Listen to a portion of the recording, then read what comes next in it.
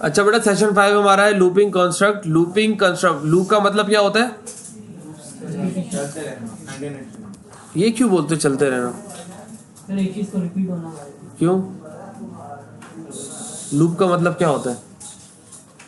Loop का मतलब पूछा मैंने। कंडीशन, तो कोई भी कंडीशन में चेक करके। लूप का मतलब पूछ रहा हूँ, जो चीज जहां से चले वहीं पे दोबारा आ जाए, इस कॉल्ड लूप। अब कितनी मरतबा लूप चलाना है? 1 मरतबा, 2 मरतबा, 3 मरतबा, 4 मरतबा, ये बोलते ना इतनी मरतबा लूप चल रहा है। ये क्यों बोलते इतनी मरतबा चले, इतनी मरतबा चले? लूप जब मैं पूछ रहा हूँ तो लूप का मतलब ये है कि जो चीज़ जहाँ से स्टार्ट हुई वहीं पर आ जाए, एक सर्कल पूरा हो रहा है।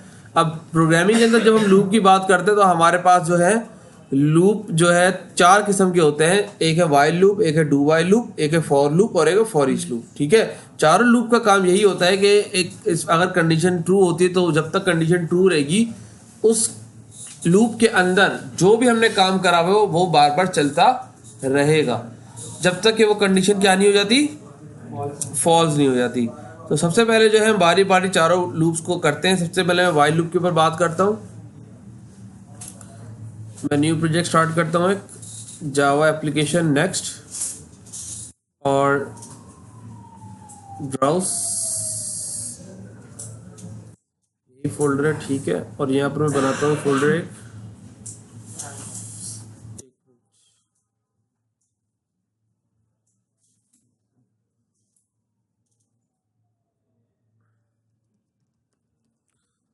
सेशन 5 सेशन कौन सा है?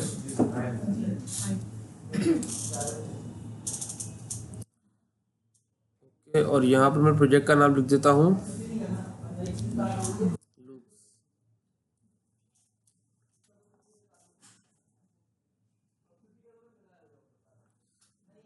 अच्छा जनाब,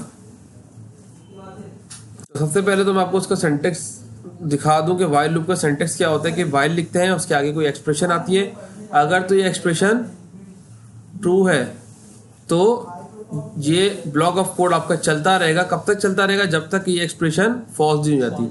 अब ये फॉल्स होगी किस तरीके से? तो हम इंक्रीमेंट ऑपरेटर का इस्तेमाल करके इसको फॉल्स करते हैं। ठीक है, इंक्रीमेंट या डिक्रीमेंट ऑपरेटर का यूज करके। अब सबसे पहले हमने करना क्या, क्लास में एक वाइल एग्जाम्पल के नाम से मैंने क्लास का नाम रख दिया और उसको जाकर मैं यहां से रीनेम कर दूंगा। ठीक है जनाब। अच्छा, अब उसके बाद अब मैं यहां पर करता क्या हूं कि सबसे पहले तो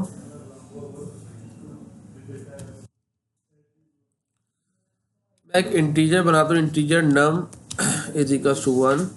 अब वाइल का सेंटेक्स बनाता हूँ, वाइल।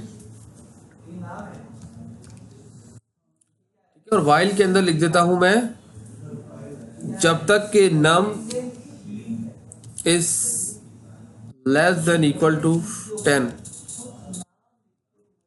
तब तक क्या करता रहिए, हमें नम की वैल्यू प्रिंट करके दिखाता रहे। सही है। तो इस सूरत में क्या होगा, जब मैं लूप को चलाऊंगा वाइल लूप को, तो हमारे पास क्या आउटपुट आएगा? 10 आएगा। चले जा रहे चले जा रहे चले जा रहे, रुक ही नहीं रहा। क्यों? क्योंकि इधर नम की वैल्यू 1 है। क्या 1 10 से छोटा है? सही है, छोटा है। तो ये नम 1 को प्रिंट करवा देगा। दोबारा ऊपर जाएगा, दोबारा 1 ही वैल्यू, 1 तो चेंज हो ही नहीं रहा ना। तो बिल्कुल मैं नीचे करूंगा नम प्लस प्लस। ठीक है, तो हर मरतबा लूप चलने पे ये नम के अंदर +1 का इजाफा करेगा। और अब मैं जब इसको चलाता हूं,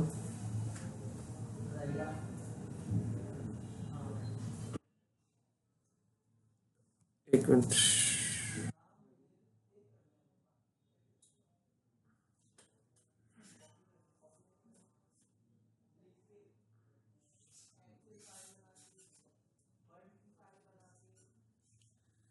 अच्छा जी,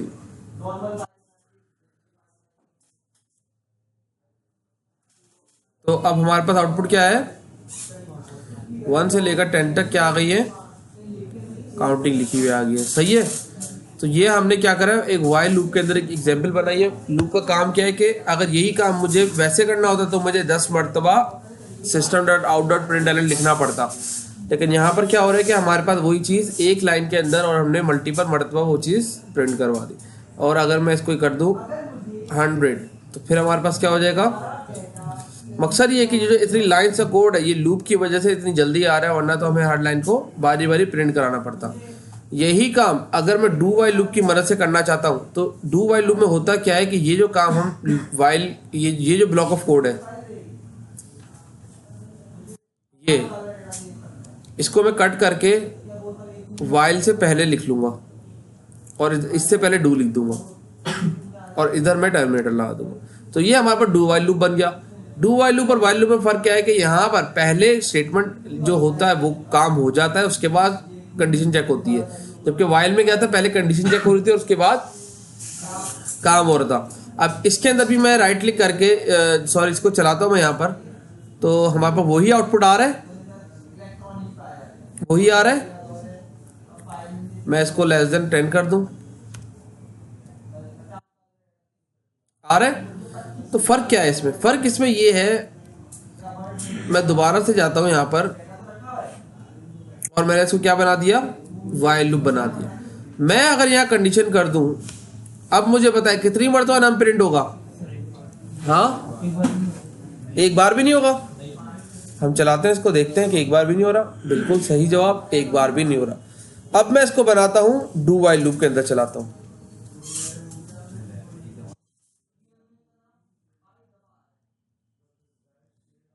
दोबारा से इसको क्या करते हैं,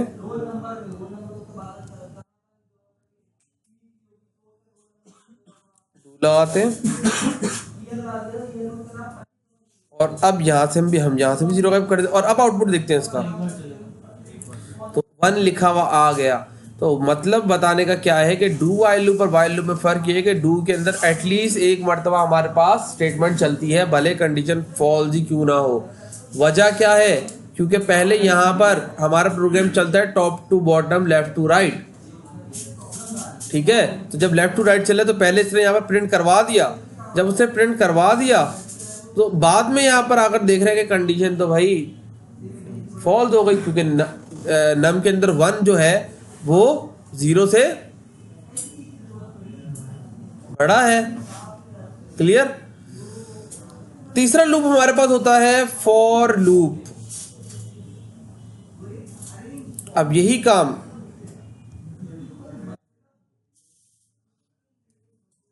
जो हमने वाइल लूप के अंदर करा था, अगर मुझे फॉर लूप के अंदर करना हो तो हम फॉर लूप के अंदर ये जो यहां पर जो क्या हो रहा है, इनिशियलाइजेशन हो रही है, यहां पर कंडीशन चेक हो रही है और यहां पर इंक्रीमेंट डिक्रीमेंट हो रहा है। फॉर लूप करता क्या है कि बोलता है तीनों चीजें बड़ी फैली हुई हैं, इसको एक साथ ही में क्यों ना कर दूं। तो वो ये चीज उठाता है, इसको कट करता है और इसको पहले इसमें लिख लेते हैं हम। फिर कंडीशन आ गई और उसके बाद इंक्रीमेंट, तो इंक्रीमेंट हमारे पास यहां पर आ जाता है। तो फॉर लूप हमें ये चीज अलाउ करता है कि हम एक ही लाइन के अंदर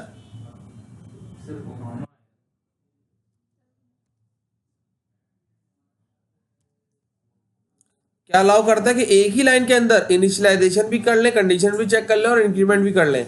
और अब जब मैं इसको चला दूं तो तब भी हमारे पास सेम रिजल्ट आएगा।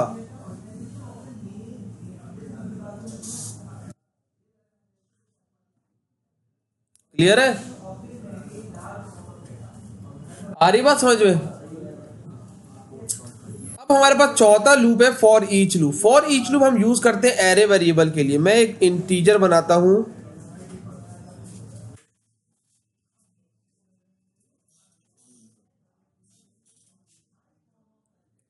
और इसके अंदर मैं वैल्यू असाइन करवा देता हूं 1, 2, 4, 3, 2। ठीक है बेटा, मैंने यहां पर एक एरे वेरिएबल बना दिया नम के नाम से। ठीक है, अब मुझे क्या करना है, इसको क्या कराना है, प्रिंट करवाना है। ऐसा ही है, मैं इसको num1 कर देता हूं क्योंकि नाम सेम हो रहे ना। तो अगर फॉर लूप के थ्रू मुझे इसको प्रिंट करवाना होगा तो क्या करूंगा, मैं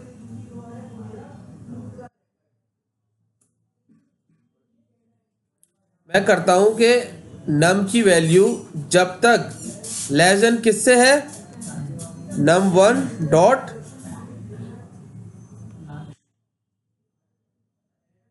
लेंथ, num1 की लेंथ कितनी है? 1 2 3 4 5, 5 है ना लेंथ। तो अब क्या मतलब के 5 से कम मर्तबा चलेगा, ठीक है, या बराबर हो तब तक चलेगा, ठीक है। तो अब हो गया यहाँ पर कि num1 और इसके आगे हर मर्तबा इंडेक्स नंबर भी आता रहे। पहली मर्तबा कौन सा आएगा, और मैं इसको यहाँ से 0 से इनिशियलाइज करूंगा। क्या समझ नहीं आ रहा, क्या नई चीज करी है? तो अब मैं जब इसको चलाता हूं तो मेरे पास 1 2 5 3 2 तो आ गए, लेकिन उसके बाद एक एरर आ रहा है। वजह ये कि मैंने इजिकल शू कर लिया था, लूप हमारे पास 6 मरतबा चलने की कोशिश कर रहा है क्योंकि 0 से स्टार्ट हो रहा है। तो अब जब मैंने इजिकल शू हटा दी तो इसने हमें वो तमाम वैल्यूज फैच करके दिखा दी जो हमने कहाँ करी है, लूप के अंदर। लेकिन इंडेक्स नंबर नहीं आया। इंडेक्स नंबर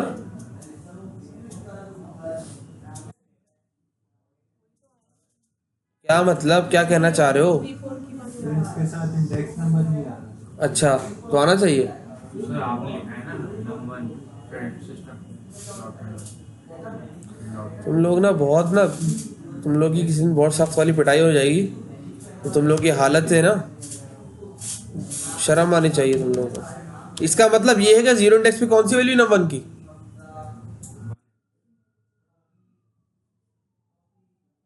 यही लाइन, यही काम मैं 50 मरतबा करूं, उससे बेहतर ये नहीं कि मैं लूप के अंदर कर लूं।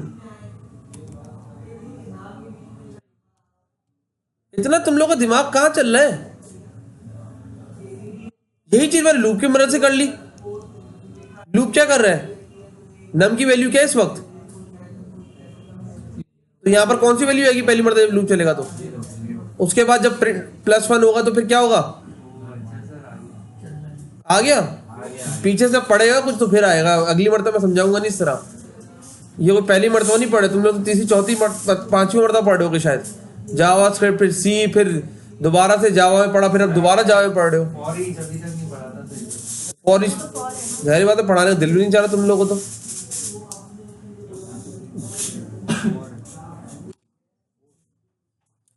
फॉर ईच का मतलब क्या है? फॉर ईच ये बोलता है कि इस पूरे कंडीशन को हटा लो, कि इतनी लंबी कंडीशन क्यों लिख रहे हो आप। वो बोलता है कि बस आप एक नम लिखो, इनिशियलाइज कर दो, आगे लिखो इन, और इन के आगे लिख दो num1। नहीं सॉरी, इन नहीं होता, एज होता है। नहीं एज भी नहीं होता, कॉलन होता है। हाँ ये होता है। वैसे अलग अलग लैंग्वेज में अलग अलग चीज़ें होती हैं, तो तीनों में थोड़ा मैं कंफ्यूज हो गया था। ठीक है, अब यहाँ पर करेगा क्या, num1 के अंदर पहली वैल्यू उठाएगा, नम में रखेगा और उसे प्रिंट करवा देगा। तो मुझे ये चीज़ भी देने की यहाँ पर ज़रूरत नहीं है, सिर्फ मैं यहाँ पर क्या लिखूंगा, num1 क्यों लिखूंगा? num1 में वैल्यू num1 नम के अंदर असाइन कर रहा है ना पहली वैल्यू। जब पहली मरतबा लूप चलेगा ऑटोमेटिकली इसके अंदर इंक्रीमेंट उतना हो जाएगा जब तक चलेगा जब ये हमारे पास नम जितनी वैल्यू num1 के अंदर है। ये फॉर ईच जी बिल्कुल।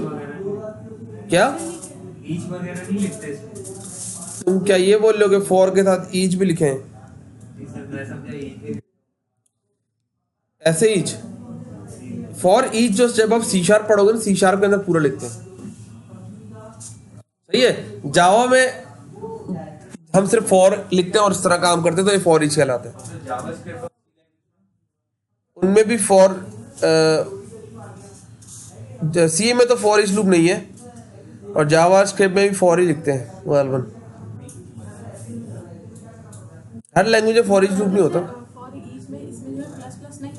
हाँ, ऑटोमेटिकली डिटेक्ट कर लेते हैं। ये इतना इंटेलिजेंट होता है कि ये जिस वेरिएबल से वैल्यू आ रही होती है ना, उसकी लेंथ को ऑटोमेटिकली डिटेक्ट कर लेता है। और फॉर ईच लूप हम इस्तेमाल करते हैं दो जगहों पे, या तो एरे से डेटा फैच करने के लिए या फिर डेटाबेस से डेटा की वैल्यू फैच करने के लिए, कि जितना भी वैल्यू डेटाबेस में है वो तुम्हारी सारी उठ के यहाँ पर आ जाए। सर ये ऑटोमेटिक उतना ही चलेगा जितना मतलब हमने असाइन करी है? बिल्कुल, तभी तो एरर आ रहे हैं। क्या कोई जितने एरर, जैसे यहाँ पे 5 है तो कोई एरर आ रहे हैं? 5 तक ही चलेगा। बिल्कुल नजर आ रहे हैं। तो ये तो कोई ऐसी बात ही नहीं, नजर आ रहे हैं। तो अगर कोई ऐसा मसला होता तो फिर ये एरर देता हमें। मैंने कोई कंडीशन दी हुई है, ये कंडीशन भी यही है, इंक्रीमेंट भी वही है।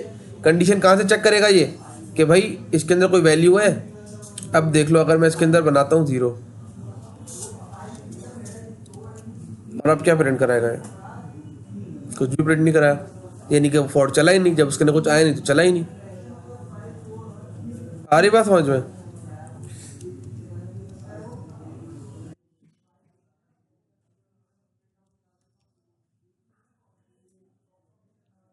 देखो हेलो प्रिंट हो जाता अगर चलता तो। आ रही बात समझ में? नहीं हुआ ना, यानी कि इस तरह कंडीशन आई, यानी कि उसने ऑटोमेटिकली इनिशियलाइजेशन वो कंडीशन भी चेक कर रहा है और इंक्रीमेंट भी खुद ही कर रहा है। अब मैं यहाँ पर 1 करता हूँ जैसे ही, तो वो एक मरतबा चला देगा। चीज को समझो, चीज की बारीकियों को समझो कि चल किस तरीके से रही है चीज। मैंने बता दिया ऐसा होता है ऐसा होता है, ऐसा नहीं, इस तरह नहीं समझो। उस चीज को प्रॉपर समझो कि उसका मकसद क्या है, काम क्या है। ये चीज अच्छी समझ लोगे, जीयूआई वगैरह जिंदगी भर करते रहना बैठ के, सब कुछ कर सकते हो, लेकिन जब तक ये चीज आपको क्लियर नहीं होगी।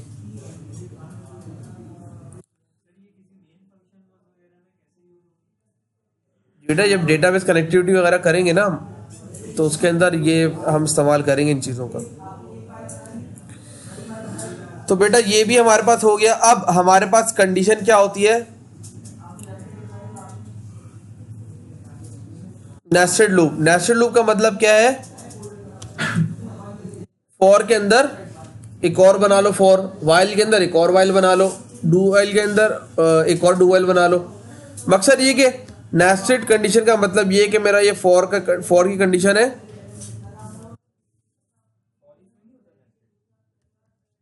नहीं यार, कंडीशन में डिपेंड करता है, बना दो उसके अंदर अगर कुछ ऐसी।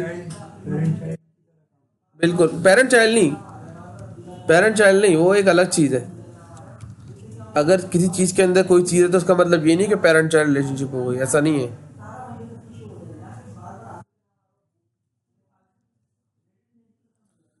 ठीक है जनाब। अब देखो ये इसका प्रॉपर सेंटेंस है, इसमें कोई भी एरर नहीं आ रहा। मकसद ये है कि मैं ऐसे भी चलाऊंगा ना तो ये एक इनफाइनाइट लूप है जिसमें ना कंडीशन डिफाइन हुई है ना इंक्रीमेंट डिक्रीमेंट। तो खैर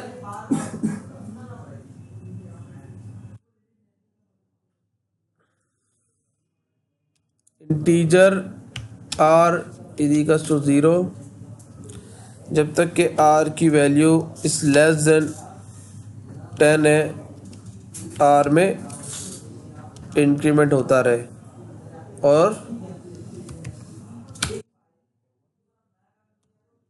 और क्या होता रहे? h प्रिंट होता रहे फॉर एग्जाम्पल।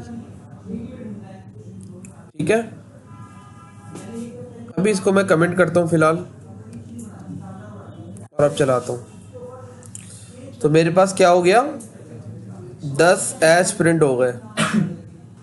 सही है। अब मैं दोबारा से इस पे जाता हूँ।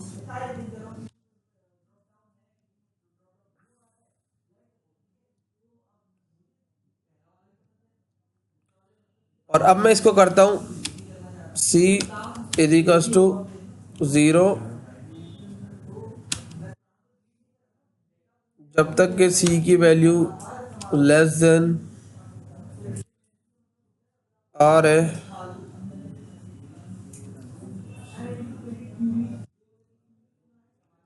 c में प्लस प्लस होता रहे और या y प्रिंट हो जाए। और अब मैं इसको चलाता हूँ तो अब मेरा क्या आउटपुट आ रहा है?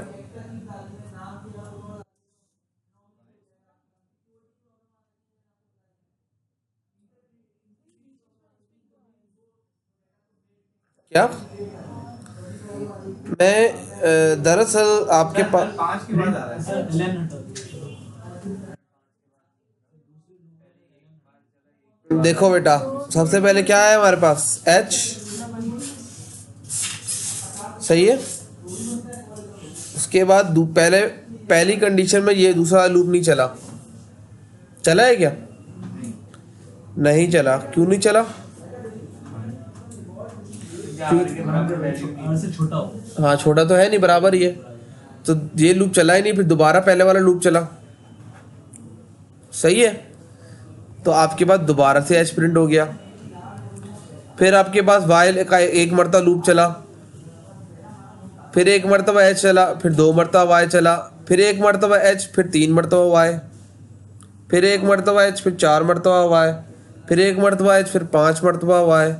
समझ रहे हो? तो अब इस चीज को अगर मैं यहां से हटाऊं और यहां पर लगाऊं और इसके अंदर से सब कुछ निकाल दूं और इधर से ये हटा दूं और अब इसको चलाऊं, तो मेरे पास ये शेप बन गई। और अगर मैं इस वाई की जगह इस डायरेक्ट लगा दूं तो अक्सर आपको असाइनमेंट में ये चीज़ दी जाती है। आ रही बात समझ में? देखो बेटा, डिपेंड करता है कौन सी चीज़ कहाँ पर लिखो। कुछ ऊपर नीचे करोगे तो चीज़ चेंज हो जाएगी। डायरेक्टली मैंने ये वाली एग्जांपल इसलिए नहीं बनाई वरना लकीर के फकीर वही शुरू हो जाते। ठीक है, तो चीज को समझो, ऊपर नीचे लाजमी नहीं है कि मैं इसको 10 तरीके से बना सकता हूं। मैं इंक्रीमेंट का इस्तेमाल करें डिक्रीमेंट भी बना सकता हूं, डिक्रीमेंट से भी सेम रिजल्ट आएगा। प्रोग्रामिंग के अंदर ये नहीं हो सकता कि अगर शारिक एक काम करके आया है तो उसने जो तरीका इस्तेमाल करा है उसी तरीके से सबने करा होगा। नहीं, अगर तो खुद करा होगा तो फिर सबके तरीके चेंज होंगे, लाजमी है। इत्तेफाक हो गया कि दोनों के तरीके सेम हो, कहीं ना कुछ फर्क तो होगा। आ रही बात समझ में? तो ये हमारे पास नेस्टेड लूप कहलाता है। नेस्टेड लूप चलता है किस तरीके से कि पहले हमारे पास पहले लूप चलेगा कौन सा, यहां पर ये अंदर आके कंडीशन सही है, नीचे आ जाएगा c इज टू 0 जब तक कि c की वैल्यू इज लेस देन या इक्वल टू कर दे रहा हूं। चलो मैं, ठीक है, तो आंसर में फर्क क्या है कि पहले ऊपर एक स्पेस बना हुआ रहा था, अब स्पेस गायब हो गया। दरअसल वो लाइन ब्रेक हो रही थी ना, क्योंकि ये लूप तो चल नहीं रहा था, तो पहले लाइन ब्रेक हो रही थी। देखो ऐसे मैं लेस देन करूंगा तो लूप चलेगा नहीं, दूसरा वाला पहली मर्तबा में नहीं चलेगा। बिल्कुल सही। अब देखो, तो पहले आउटपुट क्या आ रहा है, यहाँ पर एक लाइन ब्रेक हो गई जो नीचे मैंने बनाई है। उसके बाद दूसरी मर्तबा में लूप चलना स्टार्ट हो रहा है। मैंने यहाँ पर लेस देन इक्वल टू कर दिया, तो अब वो लाइन ब्रेक नहीं हो रही, पहले स्टार आ रहा है और उसके बाद सी में प्लस प्लस हुआ। सी की वैल्यू आर से क्या हो जाएगी, बड़ी हो जाएगी। जब बड़ी हो जाएगी तो कर दिया ये चला। कब? आपने जब किया है हाँ, क्योंकि लूप नहीं चल रहा था, डायरेक्ट पहले एलन हो रहा था। लूप तो उस वक्त चलता है ना जब कंडीशन ट्रू होती है। तो उसके बाद क्या होगा, R is less than equal to C, पहली मरतबा चल जाएगा। दूसरी कंडीशन जहां पर आएगा इंक्रीमेंट करेगा। आपको मैं ऑलरेडी पहले बता चुका हूं लूप का चलने का तरीकेकार क्या होता है। पहले इनिशियलाइजेशन होती है, उसके बाद कंडीशन चेक होती है। अगर कंडीशन ट्रू है तो वो नीचे चला जाता है और उसके बाद फिर इंक्रीमेंट या डिक्रीमेंट जो भी आप यहाँ पर कर रहे होते हो वो चीज़ हो रही होती है और उसके बाद ये पूरा सर्कल चलता रहता है। क्लियर है?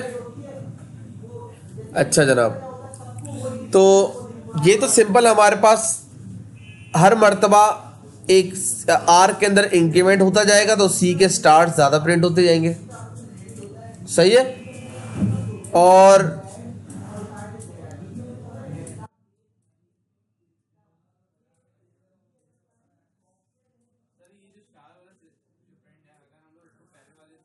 अब देखो यहां पर एक और चीज़ हम करते हैं। यहां पर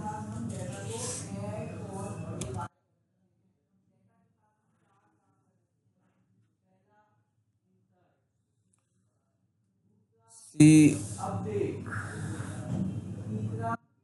एस एस एस अच्छा जनाब,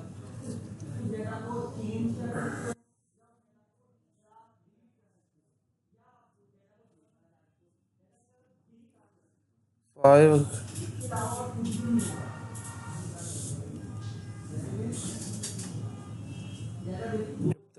आर की वैल्यू क्या है इस वक्त, 0।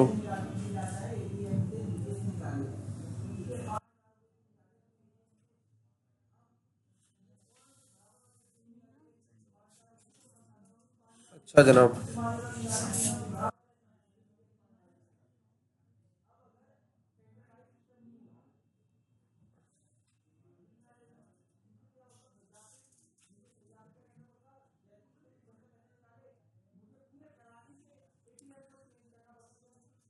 अच्छा, सबसे पहले मैं क्या करना चाह रहा हूँ, मैं बोलता हूँ s इजिकल्स टू 5।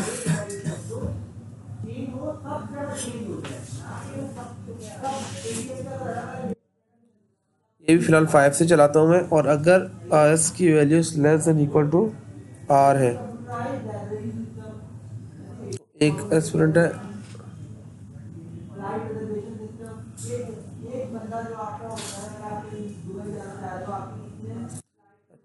मैं इसको मिटा देता हूँ फिलहाल। मैं इसके अंदर प्रिंट करता हूँ एक प्लस इजिकल्स टू का साइन, नहीं प्लस। मैं इसको चलाता हूँ अब।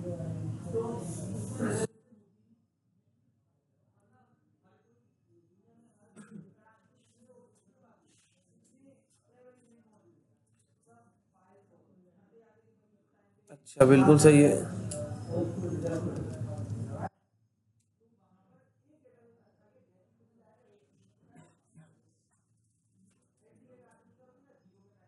सही जनाब। अब मैं यहाँ पर करता हूँ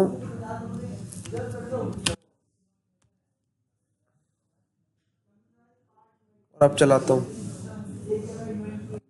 तो क्या हो गया, उल्टे स्टार आ गए मेरे पास। देखो, चीज को देखकर समझा करो कि मैं क्या जो है चल क्या रहा है यहाँ पर। अब इसके बाद मैंने आपको इससे पहले वाली कंडीशन में क्या बताया था,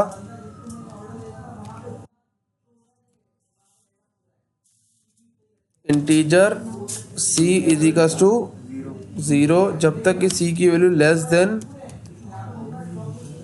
इक्वल टू r है, c में प्लस प्लस होता रहे और क्या प्रिंट होता रहे, स्टार प्रिंट होता रहे। अब मैं चलाता हूँ इसको। ओ सॉरी, एलन नहीं आएगा यहाँ पर।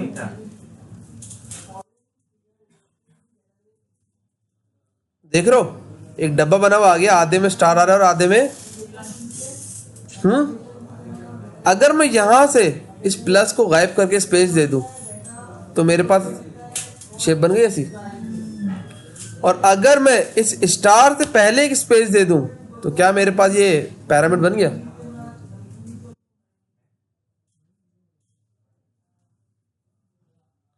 आपके सामने बना रहा हूं, कोई रट्टे वाली चीज नहीं है। देखो बेटा, ये होता है आपकी स्किल, आपके प्रोग्रामिंग का जो कॉम्पिटिशन्स होते हैं। अगर आपके अंदर ये स्किल है कि आप कंडीशन को देखकर दिमाग में जो चीज़ है वो बना दो, जो दिमाग में चीज़ आ रही है वो बना दो। अगर तो इस काबिल हो, समझ लो वो चीज़ समझ में आ गई, और अगर नहीं इस काबिल हो, समझ लो अभी ज़रूरत है मेहनत की। और अब मुझे ये बताओ, ये प्रोग्राम ये जो पूरा है, सिर्फ इस वाले लूप को छोड़ के, ये तो पुराना वाला ही था ना, सिर्फ बीच में एक कंडीशन बनाने के लिए मैंने नीचे वाला लूप मिटाया। क्यों? क्योंकि मुझे पहले ऊपर वाली चीज बनानी थी। क्योंकि पहले क्या हो रहा है, जब मेरा प्रोग्राम चल रहा है, पहले मेरे पास 5 स्पेस बनी हुई आनी चाहिए, उसके बाद 4 स्पेस, फिर 3 स्पेस, फिर 2 स्पेस, लेकिन हर स्पेस के बाद एक स्टार प्रिंट हो, फिर 2 स्टार प्रिंट हो, फिर 3 स्टार प्रिंट हो। लेकिन पैरामिड बनाना है तो स्टार के दरम्यान में एक गैप दे दिया, तो ये एक पैरामिड की शक्ल अख्तियार कर गई चीज। कैसे बना? गैप हटा दिया तो देखो बेटा, ये साथ साथ आ रहे ना, तो जब इधर एक स्पेस आएगा इधर, तो ये आगे नहीं हो जाएगा ये वाला स्टार। जब इधर स्पेस आएगा और इधर स्पेस आएगा दोनों जगह पे, तो फिर ये दोनों और आगे हो जाएंगे। इसी तरह जब मैं यहाँ पर ये एक लॉजिक है, इसको बनाने के और भी तरीके हैं, लेकिन ये मुझे आसान तरीका लगा तो मैंने इस तरीके को, मकसद ये मेरे दिमाग में जो चीज़ क्लिक करी मैंने उससे बना ली। ये आप पूरा कोड कॉपी करो, गूगल पे डाल दो, इस तरह का आपको बना हुआ नहीं मिलेगा। वेरिएबल का नाम चेंज होगा, कंडीशन चेंज होगी, ऊपर नीचे कोई चीज़ होगी। यही मैं आपको चीज़ बता रहा हूँ। तो ये है कि कंट्रोल आप लूप को कर रहे हो। ये हमारे पास क्या कंडीशन होती है, नेस्टेड लूप। अब देखो नेस्टेड लूप का मतलब ये नहीं कि सिर्फ एक ही लूप हो, उसके अंदर आप जितने डिपेंड करते हैं हमारी कंडीशन के ऊपर।